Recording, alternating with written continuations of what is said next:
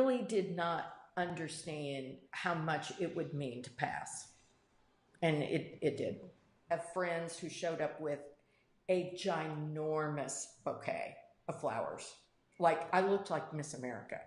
The Chief Justice comes up to me at the reception and he goes, "I'm sorry, are you someone I should meet?" I said, "No, sir, I just have very nice children who wanted to celebrate this day." And he said, Well, hey everybody, welcome back to Hanging Out with Successful Bar Exam Students. And today we have Candi Combs with us. I love that name. I love this person. Candi, congratulations. Welcome. We are so glad to have you here. "Oh, thank you. It feels very good to be here." Yes, you've had quite a journey to get to passing. You passed the Kentucky bar in February 2018, and very exciting. And this was not your first try at the bar exam. I mean, you've been at this for a while now, right? Yeah. Yeah. So why? Either Go I ahead. say that I'm either tenacious or silly, and I'm going to go with tenacious. Me too. You've got, just before we started, you pointed out the sign behind you. And yeah, when people ask what do you do, whatever it takes. So that's our theme for today. So let's start with you just sort of introducing yourself to the audience and telling us a little bit about how it was that you came to be in law school and sort of your journey to the bar exam. It is a great story, and I'm always happy to tell it. I tell people it's never too late and you're never too old. And when you start to believe that, then you should be dead because then it would be too late. But other than that, it's not. Um, I when I was young, right after finishing my undergrad, I knew that in my heart, law school was something I was called to do, but the wedding came, the babies came, my husband was in the military, we lived all over the world, and those were wonderful years. But I woke up 50 years old, he was dead, the kids were grown, and I was working at the mall selling bras for $10 an hour. Wow. And I was like, wow, this is bad. This is really, really bad. And it was like a voice said, "Remember that I put in your heart you were going to law school? You're going now." So after many years taking the LSAT several times, um, of course, there are universities that did not want to take a non-traditional student, especially with not stellar LSAT scores. They were fine, but not really competitive against a lot of younger, not more traditional students. So even getting into law school was difficult. Um, my first try was in 2009, and during that year, that was the year that my husband died, and so obviously I didn't make it that as a one out. And my law school required that you sit out for 2 years before you retread back in. And they were shocked when I showed up in the fall of 2012 and said, "I'm here, let's do this." So those 3 years were really, law school's horrible, and anyone who's been to law school knows that. But we got through it. We got Okay. through it. It was Yeah. overall, it was a positive experience. Um, Loved my classmates. They didn't treat me any differently, even though I was older than most of their mothers, and my professors were all younger than me. But it was good. But then came to the summer of 2015. Once now I had graduated, and I was under that delusion that taking the bar exam was just another exam, and it was a post exam, so you'd pass it. So I sat there for the summer, clicking the buttons on what you like to refer to as the big box Yeah. program. And I clicked my buttons every day. Yep, watched that. Yep, read that. Yep, answered those questions. But if I had to be honest, I really didn't understand. I didn't understand the exam, and I definitely did not understand the material. Uh, so I took the exam that summer, and lo and behold, I didn't pass. And that was kind of shocking because the big box had told me I would. Yeah. So I went back at it again in February, and same thing. Um, totally same thing. It was asked questions on the bar exam I'd never seen material on. So made the decision in July to just sit out. I'd been going at it, I wasn't successful, so I just went into a job. I was working in a law firm, so that was at least keeping me in law. But then when I knew I was going to ramp up for February, that's right, February 2017, is when I found Celebration. Mhm. Um, and one thing I found about you immediately is that you are ridiculously honest. Yeah. And and Okay. unlike most people, you told me the truth. Yeah. I started with, look, I was only 3 points away from passing. The first time I was 3 points away, the second time I was 6 points away out of 400. Yeah. Now, Yeah. in It's close. my mind, that's close. Yeah. But you were like, nope, you're more like 30 points behind. This will never work. Stop. And I was like, dang, I, what kind of math are you using? But so just on blind faith, signed up.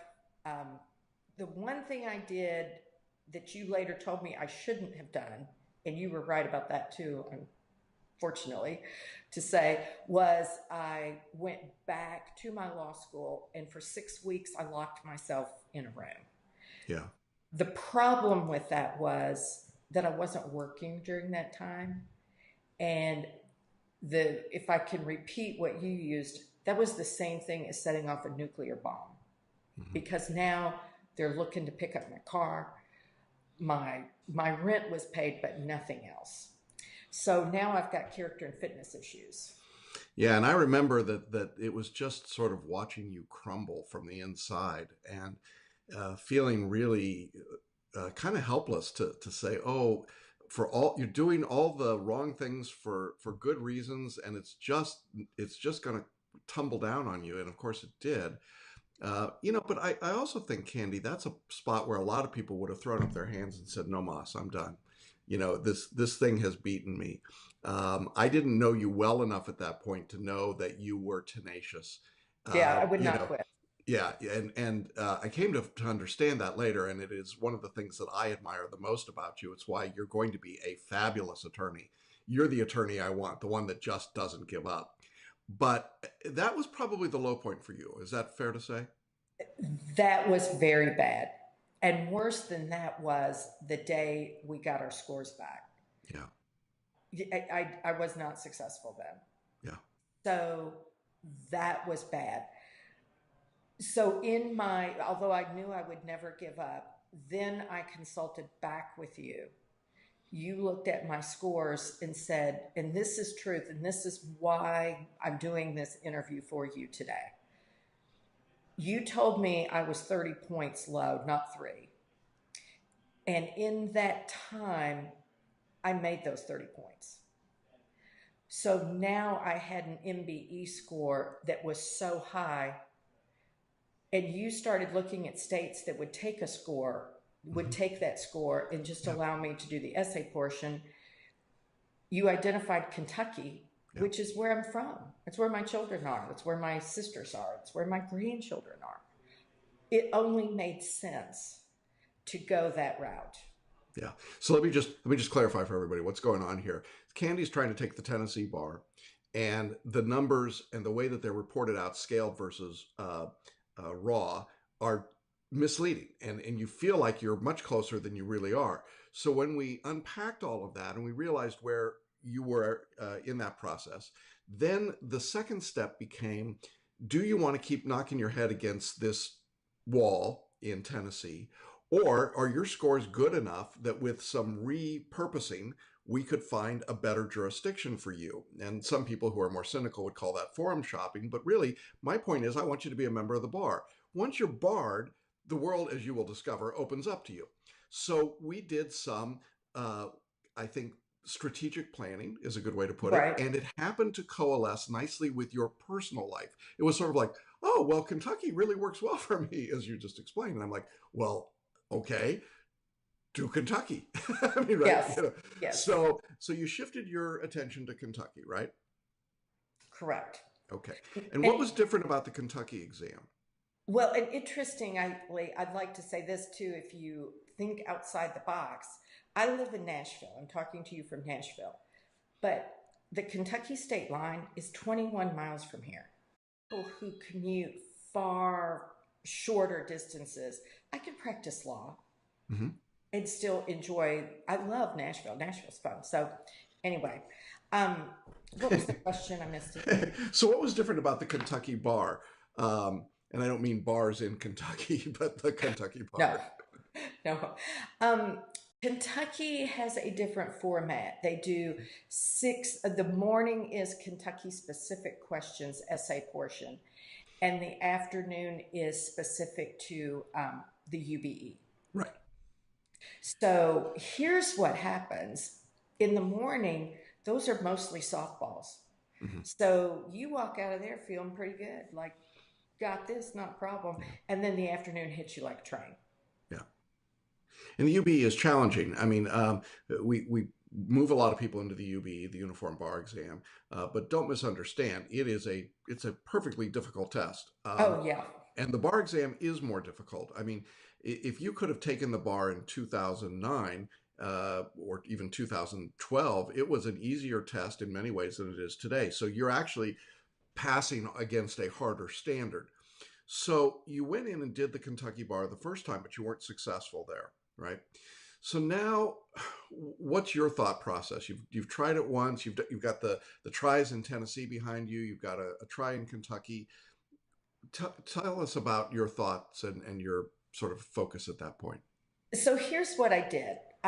First of all, I'd like to say what's different about celebration than, Okay, and this is from my view, what's different sure. about celebration from the big box programs is your explanations, your the lectures, what the heck you were saying, because when you started using analogies of princesses and superheroes and everything, for some reason that was speaking English to me. And that's what I needed it broken down so that I could have a better understanding of the material. So you did that in your lectures, but most important were your MBE questions, Hmm. your explanations. When I took, when I did your practice questions, and I went very carefully through the explanations of the ones I got wrong. I never got those questions wrong again, even when they were reformatted, because your explanation was far clearer. And that was what made the difference. So, the mistake I made the first time I took the Kentucky exam was I was like, oh, well, I have an MBE score that I need. Obviously I understand all of the MBE, so I don't need to go back and restudy that. Then when I missed it, and I missed it again by Small, right? It was close. a handful of points, Yeah. I was like, okay, so now we're in January 2018. I'm working a full-time real estate job that is hugely demanding. Real estate in Nashville is super hot right now. I don't have time to lock myself in a room. I certainly can't put myself back in the financial situation I was in a year ago. So, how can I study for the bar and do my 18-hour day job? And the answer was go back to my celebration materials and go back through them because they're concise, they're easy to understand, and break it down that way.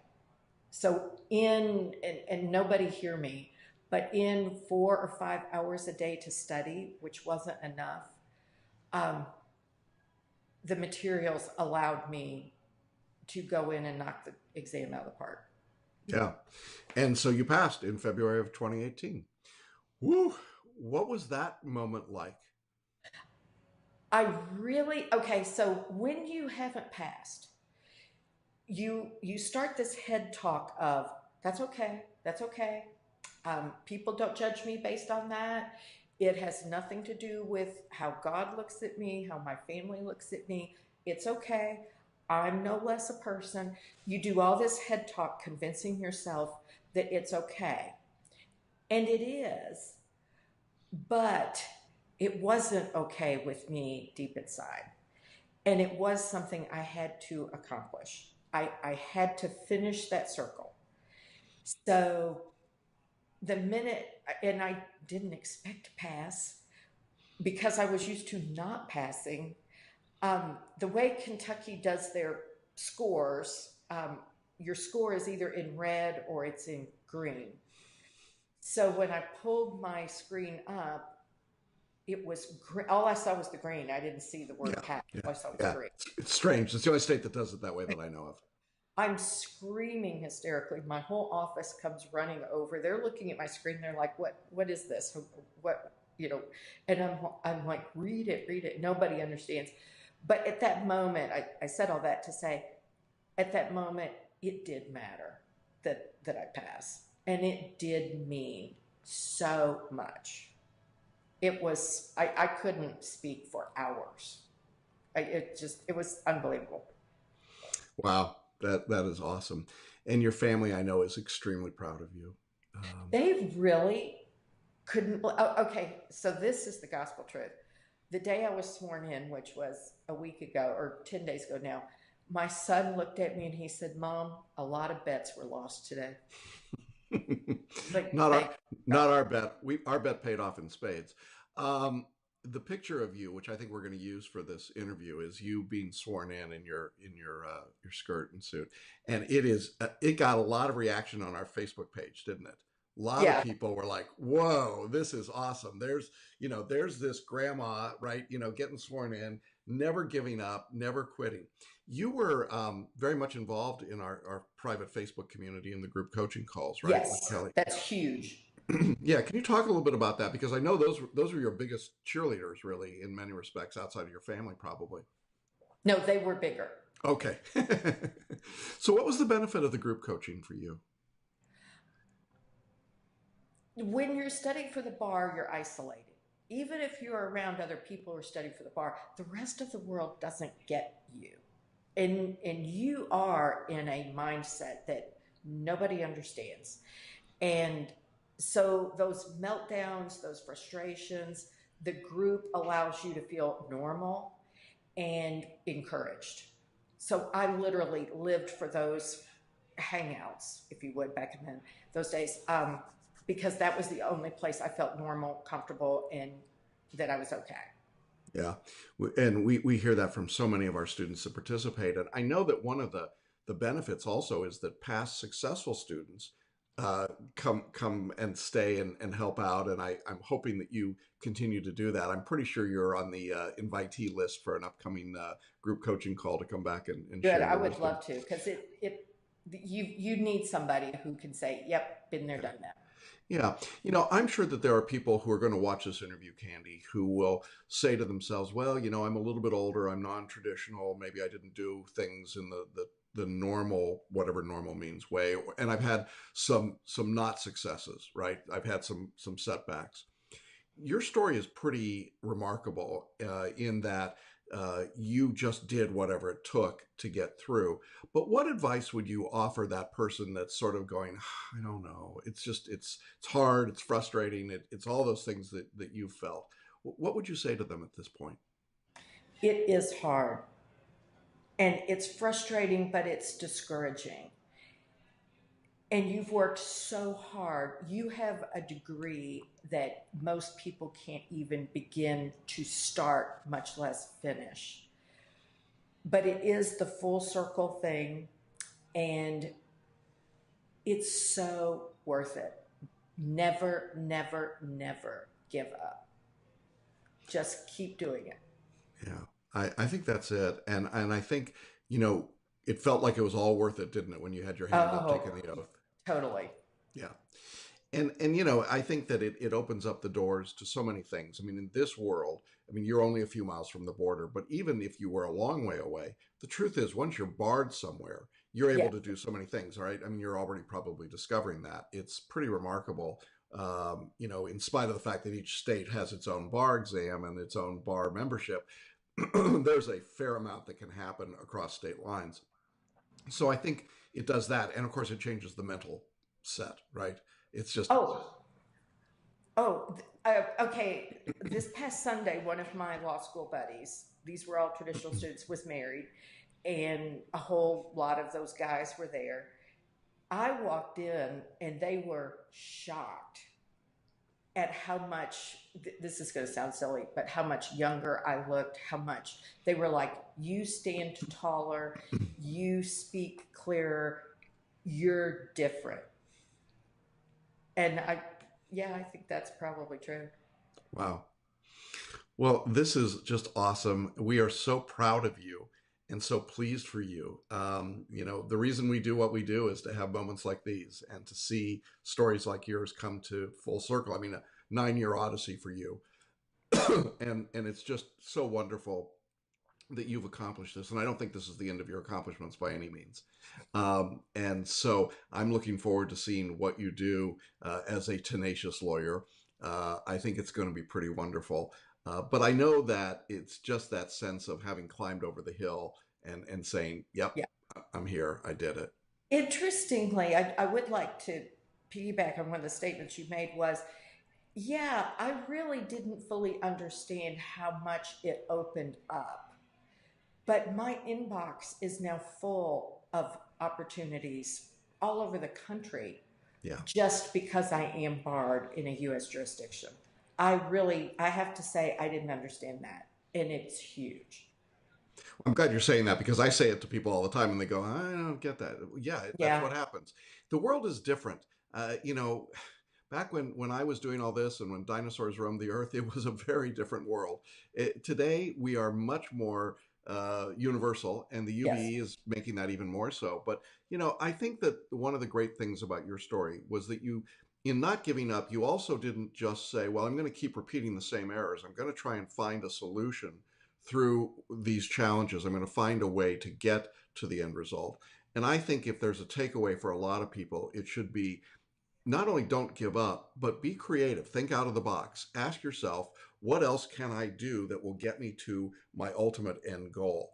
And I think if they do that, then they have a chance to be sort of feeling the feelings that you've got right now, which are so amazing and wonderful. Can, So, can yes, I add one more thing? sure. Yes, think outside the box, get creative. There are a lot of ways to skin a cat, if I can use Yeah. that Kentucky slang. But find someone who will tell you the truth. That was a game changer. And that was why celebration was far beyond its value. The truth will always set you free. And in this situation, it was the key. No, thank you. That's very kind of you. I'm not known for my subtlety, so thank you for Oh, for being so kind about that. It's really been a pleasure to work with you, and as I say, I hope that we'll have the opportunity to have you continue to mentor and support our students in the course. I know that your truth and your wisdom will make a great difference to them. And thanks for being with us. Stay in touch. We'll look forward to seeing what happens. And for all of you who've been watching or listening today, thank you. I hope that this was as encouraging and inspiring to you as it was for us. And we'll see you again very soon in our next interview. Bye-bye, everybody.